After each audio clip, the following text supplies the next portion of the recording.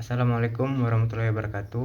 Perkenalkan, nama saya Junda Putra, nomor BP 2011033003 dari Prodi D4 Pencernaan Irigasi dan Rawa dan jurusan Teknik Sipil. Baik, di sini saya akan mempresentasikan tentang cost budget untuk proyek konstruksi.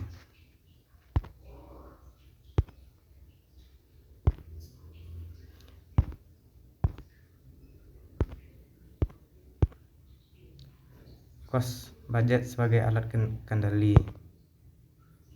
Cost budget dimulai dari cost budget yang dimulai dengan pelaksanaan proyek, pembelanjaan, realisasi biaya.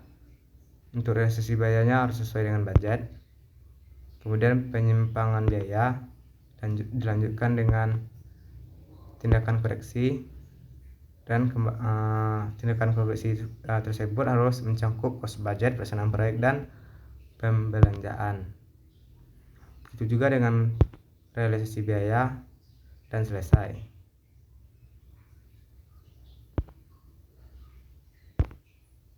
Maksud dan tujuan cost budget: untuk masuk biaya pelaksanaan, untuk memberikan batas uang dan persediaan untuk biaya pelaksanaan proyek. Cost budget dan cost estimate. Pengertian cost estimate dan cost budget. Cost estimate diperlukan untuk perkiraan harga penawaran kontraktor untuk memerlukan ekstern format tidak standar. Kemudian untuk cost budget diperlukan untuk biaya produksi untuk keperluan intern format standar. Kemudian hubungan CB dan CE. Cost estimate didasari oleh cost budget yang realistik, kemudian ditambah dengan markup atau CB mendahului CE. Cost estimate yang diperkirakan berdasarkan tingkat pesaing yang ada, kemudian nantinya dijabarkan ke dalam cost budget untuk patokan biaya pelaksanaan CE mendahului CB. Kemudian yang ketiga itu butir 1 menunjukkan bahwa proses CE didahului oleh CB.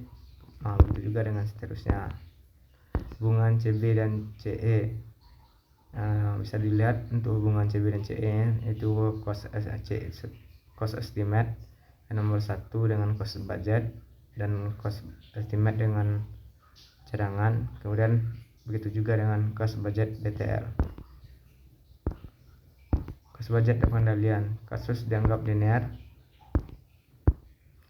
Ini merupakan bentuk kasus yang direalisasikan dalam bentuk grafik.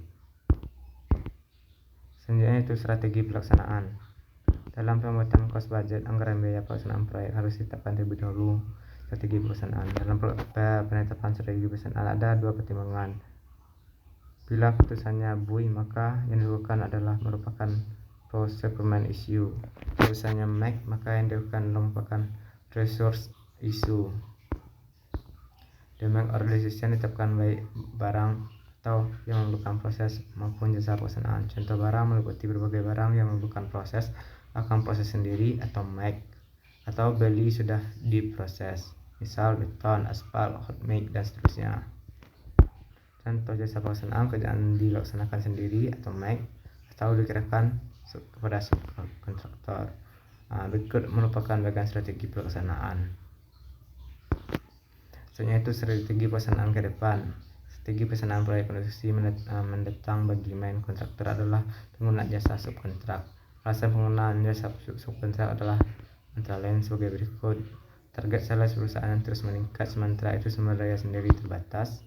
Mulai perkembangan jasa spesialis di bidang jasa konstruksi. Unsur biaya langsung proyek itu biaya upah tenaga konstruksi, biaya material, biaya alat, dan biaya subkon. Kode biaya. Untuk kode biaya itu pertama ada proses pencataan biaya, kemudian informasi biaya dari akuntansi, ketiga kode biaya dalam bentuk CB. Kode pembukaan. Secara keseluruhan semua bukti transaksi dibutuhkan dalam memberikan kodean. Tidak ada standar dalam pemberian kode. Contoh untuk pembahasan pengkodean sebagai berikut: kode kelompok, yaitu pendapatan kode kelompoknya 1, biaya langsung 2, pajak 3, biaya tidak langsung 4. Kode unsur biaya langsung. Untuk kode unsur biaya langsung bisa dilihat seperti jenis biayanya itu ada biaya bahan yaitu 21, biaya upahnya 22, kemudian biaya alatnya 23. Kesimpulan yang didapat yaitu untuk kode unsur biaya langsung itu adalah 2.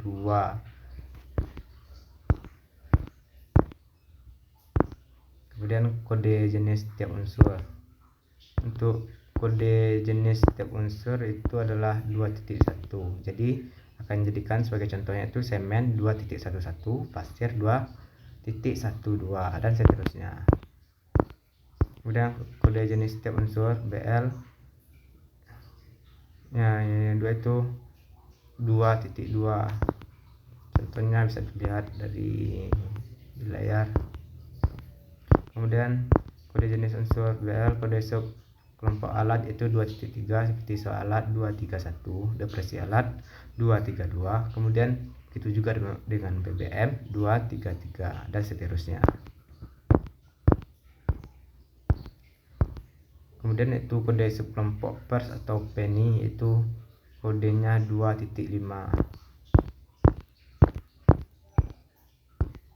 Dan kode jenis setiap unsur BL yaitu untuk kode subkelompok overhead proyek 2.6.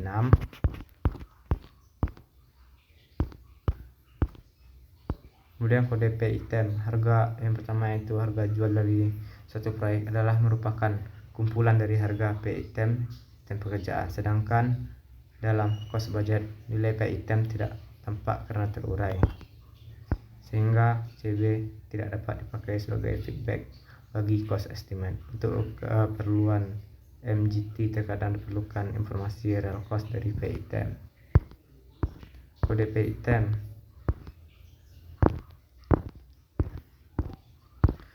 kesulitan kode P item. Walaupun kode P item penting untuk mengetahui real cost P item YBS, tetapi dalam kenyataan ada kesulitan. Sebut ada sebagai berikut, itu material atau alat pekerjaan penunjuk. Terkadang untuk beberapa item pekerjaan tercampur sehingga terjadi switching. Kemudian untuk penerapan kode P itemnya, untuk kemudian ada yang namanya kebijakan pokok dalam, kebijakan subkontrak, kebijakan pembelian bahan setengah jadi. Kemudian untuk kebijakan subkontrak ada itu menghindari atau mengurangi risiko, menghemat penggunaan SD sendiri, memanfaatkan potensi luar, menyederhanakan cost budget, mengurangi kegiatan pengendalian, dan membina hubungan kerja dengan mitra. Kebijakan pembelian bahan itu ada 7, yaitu mengurangi pelaksanaan proyek, meringankan kontrol, mengurangi kepadatan, menghilangkan risiko, memanfaatkan potensi luar, menyederhanakan cost budget, dan menjamin kualitas produk. Cost budget untuk bahan upah, ini dalam bentuk tabelnya. Kemudian cost budget untuk alat sendiri, untuk perhitungan bisa dilihat contohnya di layar. Lanjut dengan cost budget untuk alat sendiri. Di sini lihat juga tabelnya, yaitu ada jenis alat, kondisi lapangannya, ada ringan, sedang, dan berat. Kemudian yang ini adalah perbaikan alatnya. Kemudian untuk cost budget untuk subkon dan lain-lain. Pengenalan sub, untuk posisi yang akan disubkon ditetapkan sebagai budget per item pekerjaan. Budget untuk pers penyelesaian rinci sesuai kebutuhan. Budget untuk overhead rinci sesuai kebutuhan.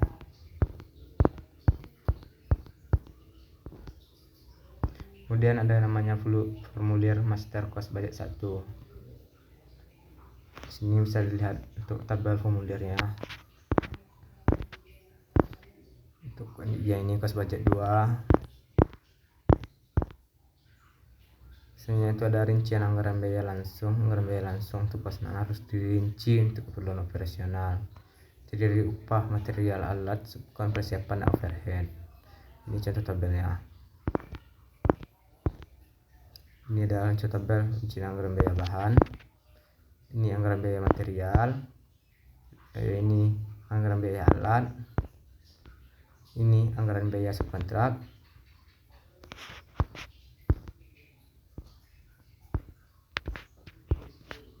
Baik, terima kasih. Mungkin sekian dulu untuk presentasi saya hari ini. Kalau ada kata-kata saya salah, saya minta maaf. Saya akhiri dengan Assalamualaikum warahmatullahi wabarakatuh.